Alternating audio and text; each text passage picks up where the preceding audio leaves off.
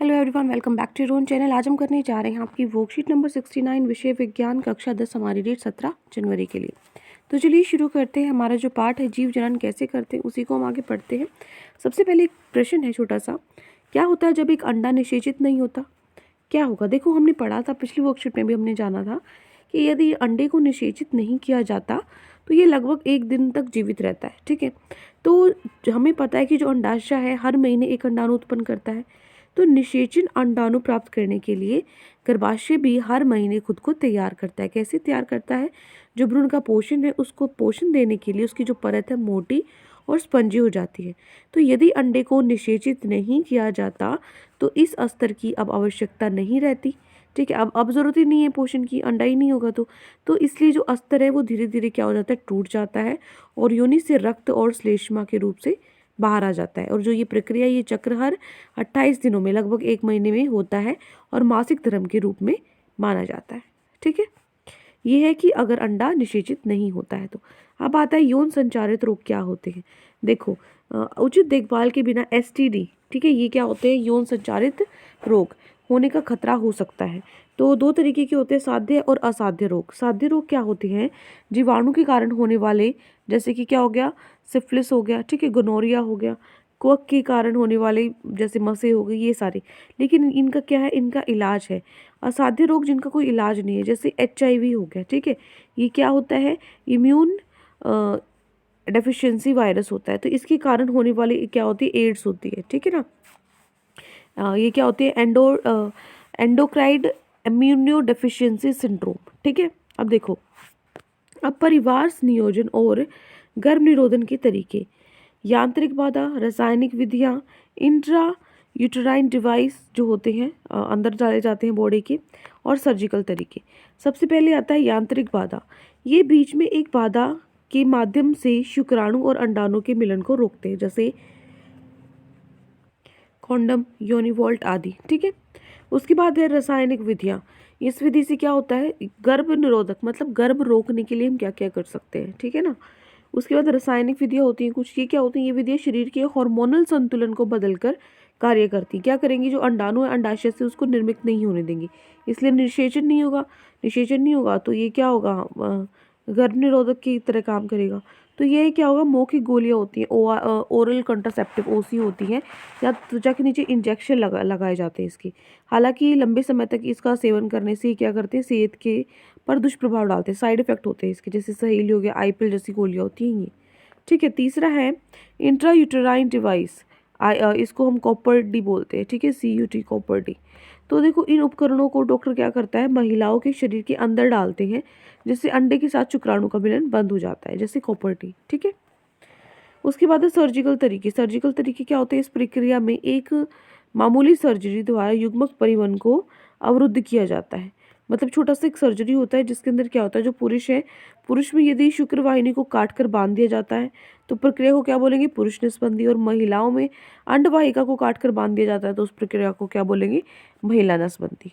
ठीक है, फिर है अलैंगिक प्रजनन के लिए एक नई अन्य विधि, जिसको हम उत्तक संवर्धन या सूक्ष्म प्रवर्धन बोलते हैं। तो देखो, सूक्ष्म प्रवर्धन में जो पौधे होते हैं ना, पौधे की बढ़ते सिरों से जो उत्तक को हटाकर या कोशिका को अलग करके नए पौधे उगाए जाते हैं। ठीक है, तो कोशिकाओं को फिर एक कृत्रिम माध्यम से रखा जाता है जहाँ वे कोशिकाओं या कैलेक्स के एक छोटे समूह को बनाने के लिए तेजी से विभाजित होते हैं। तो कैलेक्स एक दूसरे माध्यम से स्थानांतरित किया जाता है, जिसमें वृद्धि और विभेदन के लिए हार्मोन होते हैं। इसके पश्चात पौधों को मिट्टी में रखा जाता है ताकि वे परिपक्व पौधों में विकसित हो सके।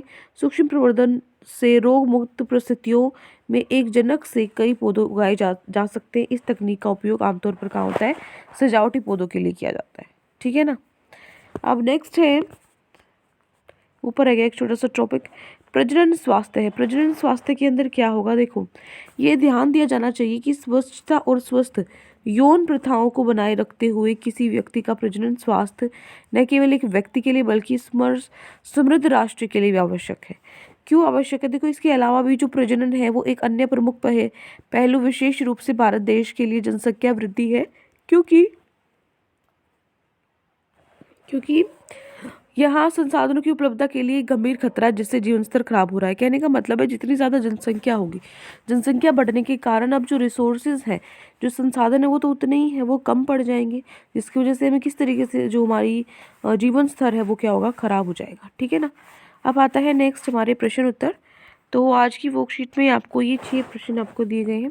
ठीक है, इनके फटाफट से हल कर लेते हैं। प्रश्न नंबर 1 से स्टार्ट करते हैं। पहला प्रश्न है, सर्जिकल विधियों को आमतौर पर गर्भ निरोधक के रूप में के लिए स्थायी तरीकों के रूप में माना जाता है, ऐसा क्यों? देखो, इस प्रक्रिया में एक मामूली सर्जरी द्वारा युग्मक परिवहन को अवरुद्ध किया जाता है। पुरुषों में यदि शुक्रवाहिनी को काटकर बांध दिया जाता है तो प्रक्रिया को पुरुष नसबंदी कहा जाता है, और महिलाओं में अंडवाहिका को काटकर बांध दिया जाता है, इस प्रक्रिया को महिला नसबंदी कहा जाता है। तो इस प्रक्रिया में कोई दुष्प्रभाव नहीं है और यह समस्या का स्थायी हल देता है, इसलिए स्थायी तरीके के रूप में इसको जाना जाता है। ठीक है, ये हो गया क्वेश्चन नंबर 1। नेक्स्ट है, भारत को एक मजबूत परिवार नियोजन कानून अपनाने की जरूरत है, क्या आप सहमत हैं? हाँ, मैं सहमत हूँ, क्योंकि भारत में एक मजबूत परिवार नियोजन कानून अपनाने की जरूरत है, क्योंकि ये केवल एक व्यक्ति के लिए नहीं बल्कि एक समृद्ध राष्ट्र के लिए भी आवश्यक है। भारत जैसे देश के लिए जनसंख्या वृद्धि है, क्योंकि वहाँ संसाधनों की उपलब्धता के लिए गंभीर खतरा है, जिससे जीवन स्तर क्या हो रहा है, खराब हो रहा है। तो इसलिए इसको परिवार नियोजन कानून को अपनाने की बहुत ज़्यादा ज़रूरत है। ठीक है, ये हो गया प्रश्न नंबर 2। नेक्स्ट है प्रश्न नंबर 3। थर्ड क्वेश्चन है, ओरल कंट्रासेप्टिव गर्भावस्था को कैसे रोकते हैं? तो देखो, यह विधि शरीर के हार्मोनल संतुलन को बदलकर कार्य करती है। अंडाणु अंडाशय से निर्मित तो नहीं होता और इसलिए निषेचन नहीं होता, इस प्रकार ये गर्भावस्था को रोक सकते हैं। ठीक है, हार्मोनल संतुलन इस तरीके से कार्य करेंगे कि जो अंडाणु है वो निर्मित ही नहीं होगा। ठीक है, निषेचन ही नहीं होगा। नेक्स्ट है क्वेश्चन नंबर 4। पता करें कि एड्स कैसे फैलता है। एड्स फैलाने के कारण 3 तरीके से फैलता है, अगर आईवी संक्रमित व्यक्ति के साथ यौन संपर्क हो, या फिर आईवी संक्रमित सिरिंज व सुई का दूसरे के द्वारा प्रयोग करने से, तीसरा आईवी संक्रमित माँ के शिशु से जन्म से पूर्व, प्रसव के समय या प्रसव के शीघ्र के बाद। ठीक है, इन कारणों से एड्स फैलता है। नेक्स्ट है क्वेश्चन नंबर 5। यदि कोई महिला कॉपर टी का उपयोग कर रही है तो क्या यह उसे यौन संचारित रोगों से बचाने में काम करेगा? नहीं, कॉपर टी का प्रयोग महिला की यौन संचारित रोगों में रक्षा नहीं करेगा, क्योंकि ये विधि नर तथा मादा के बीच शारीरिक संबंधित स्थापित करने में कोई बाधा उत्पन्न नहीं करती। ये सिर्फ गर्भधारण रोकती। ठीक है ना, सिर्फ गर्भ निरोधक की तरह काम करता है, बाकी कोई भी सब कुछ सेम रहेगा। ठीक है, क्योंकि प्रश्न 5। आगे प्रश्न नंबर 6। गर्भ निरोधक युक्तियाँ अपनाने के क्या कारण हो सकते हैं, क्यों ज़रूरत पड़ती है? तो देखो, ये अवांछित गर्भ को रोकती हैं, इसलिए महिलाओं के अच्छे स्वास्थ्य को बनाए रखती हैं। दूसरा, ये जन्म दर को नियंत्रित करने की अच्छी विधियाँ हैं तथा जनसंख्या विस्फोट को भी रोकती है। तीसरा, गर्भ निरोधक यौन संचारित रोग जैसे एड्स हो गया, सुजाक, हेपेटाइटिस आदि से सुरक्षा प्रदान करती है। ठीक है, ये हो गई आपकी 3 प्रश्न और 6 प्रश्न जो आपकी वर्कशीट में आज गिवन थे। आई होप आपको अच्छे से समझ में आ गई। कोई भी डाउट है किसी भी क्वेश्चन में तो कमेंट सेक्शन में मुझसे पूछ सकते हैं, और अगर आपको लेक्चर अच्छा लगे चैनल को सब्सक्राइब कर सकते हैं, वीडियो को लाइक कर सकते हैं। आज के लिए इतना ही, मिलते हैं नेक्स्ट वीडियो में। Till then take care, bye bye.